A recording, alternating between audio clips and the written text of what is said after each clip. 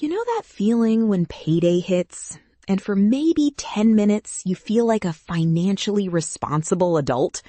You check your bank account, you see the deposit, and you think, okay, this is it. This is the month I finally start saving money. Then reality walks in. Rent comes out, groceries are somehow more expensive than last week, your car needs gas, your phone bill is due, a subscription you forgot about charges your card. Maybe your credit card minimum payment hits. Maybe your friend invites you out and you do not want to be the person who always says no.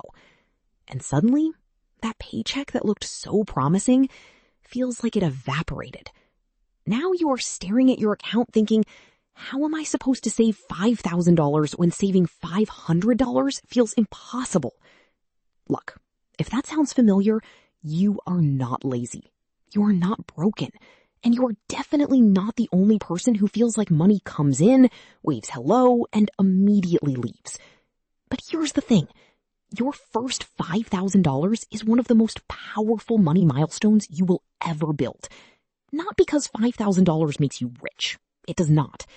Not because $5,000 means you can quit your job, retire early, or suddenly become some investing genius. No. Your first $5,000 matters because it changes how you see yourself with money. It changes how you react to emergencies. It changes your confidence. It changes your options. My name is Linda, and I spend way too much time thinking about personal finance. If you are someone who feels like your paycheck disappears before you can save, your emergency fund never grows, or every small financial setback pushes you back to zero, make sure to hit the subscribe button and give this video a thumbs up if this helps you out. Because today, we are going to talk about why your first $5,000 feels so difficult, why most money advice makes this milestone sound way easier than it actually is, and how you can realistically build it, even if you are not making six figures. And I want to challenge a common assumption right away. People love saying, just save more money. Okay, great, thank you, very deep. That is like telling someone who is exhausted to just sleep better, or telling someone who is stressed to just relax. Technically, maybe true, practically not helpful. Most people do not struggle to save because they have never heard of saving. They struggle because saving requires extra money, emotional discipline, consistency, and a system that survives real life. And real life is messy. Bills are real, inflation is real, debt is real, family pressure is real. Unexpected expenses are real. So if saving your first $5,000 feels hard, it is because it is hard, but it is also possible. And once you understand both the math and the psychology behind it, the goal starts to feel less impossible. Here is what most people do not realize. Your first $5,000 is usually the hardest because you are trying to build it while your financial life is still fragile. When you have no savings, every little problem becomes a crisis. A flat tire is not just a flat tire. It is a panic attack with rubber. A medical bill is not just a bill. It is 3 weeks of stress. A slow week at work is not just annoying. It feels like your whole life is unstable. When your account is close to zero, your brain does not think long term. It thinks survival. And survival mode is terrible for building wealth. Because when you are in survival mode, you do not ask, how can I maximize my net worth over the next 10 years? You ask, can I make it to Friday? That is why your first $5,000 feels so much harder than the next $5,000. The first $5,000 has to fight through all the chaos. It has to fight through bad habits, emotional spending, debt, low confidence, and a life where money already has 10 different places to go. Let us use simple math. Imagine you bring home $3,800 per month after taxes. Your rent is $1,400. Your car payment and insurance are $650. Groceries are $500. Utilities, phone, and internet are $300. Gas is $200. Debt payments are $300. Personal care, household items, subscriptions, eating out, and random expenses are another $400. That totals $3,750.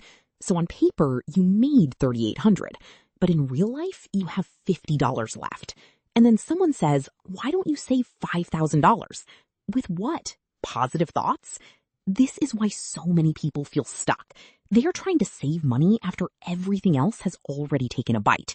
The landlord got paid, the bank got paid, the grocery store got paid, the phone company got paid, the insurance company got paid, the credit card company got paid. And then you are standing there at the end of the month hoping there is something left for you. There usually isn't. So the first major shift is this. Your savings cannot be built from leftovers. Leftovers are weak. You have to make saving a priority payment. Not because you are rich, but because you are trying to become stable. Now, some people hear $5,000 and think that is not even that much. And look, compared to buying a house, funding retirement, or becoming financially independent, $5,000 is not a huge amount. But that is exactly why it matters. Because $5,000 is the bridge between financial panic and financial stability. It is not a luxury number. It is a stability number. Think of it like a shock absorber. When a car hits a pothole, the shock absorber does not remove the pothole. The road is still rough. But it keeps the entire car from falling apart every time the road gets ugly. That is what your first $5,000 does. It does not make life perfect. It does not stop bills. It does not prevent emergencies. But it absorbs the shock. Without savings, every emergency becomes debt. With savings, an emergency becomes annoying but manageable. That difference is massive. According to recent Federal Reserve household data, only 63% of U.S. adults said they could cover a $400 emergency expense using cash, savings, or something equivalent.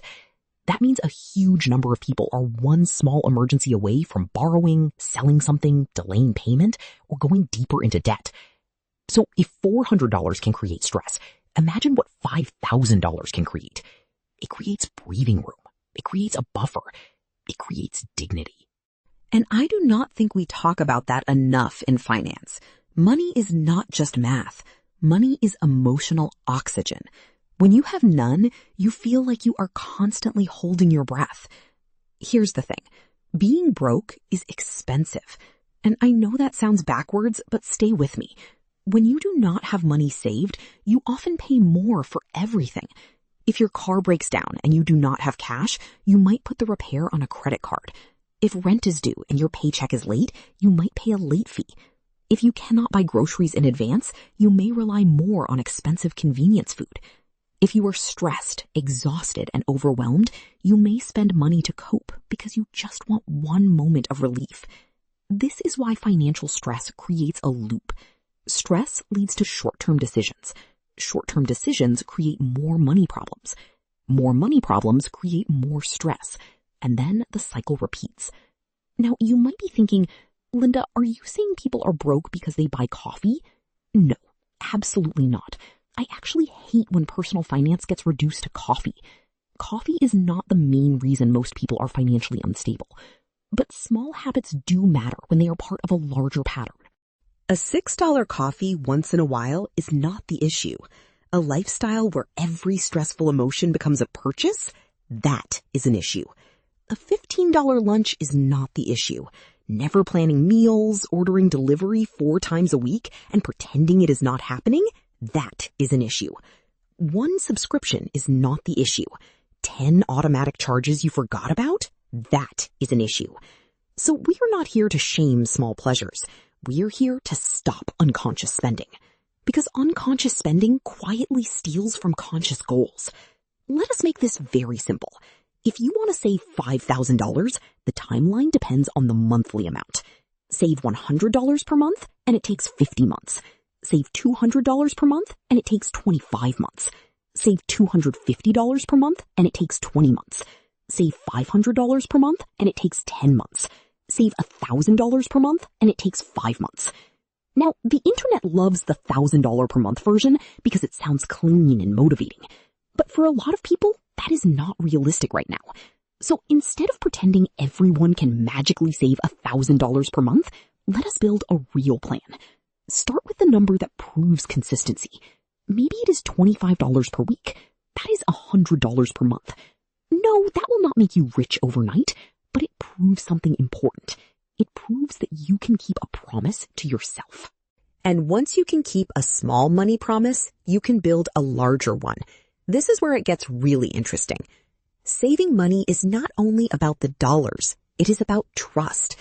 If you tell yourself, I am going to save this month, and then you do not, your brain starts to believe you are not good with money. But if you automate $25 every week and actually keep it there, your brain starts collecting evidence that you are different now. You become the kind of person who saves. That identity shift is powerful. Let us talk about the emotional stages of saving. The first $100 feels nice, but small. The first $500 feels like progress, but also easy to spend. The first $1,000 feels meaningful, but fragile. And the first $5,000 feels like a new identity. The danger zone is usually between $500 and $2,000, because that is when your savings account becomes big enough to tempt you, but not big enough to feel sacred. You might think, I have $800. I can use some of it. Or, I have $1,200. I deserve a little reward. Or, I will borrow from it and pay it back later. And listen, sometimes you truly need to use savings. That is what it is for. But a lot of people do not use savings for emergencies. They use it for emotions, boredom, stress, frustration, feeling behind, wanting to feel successful.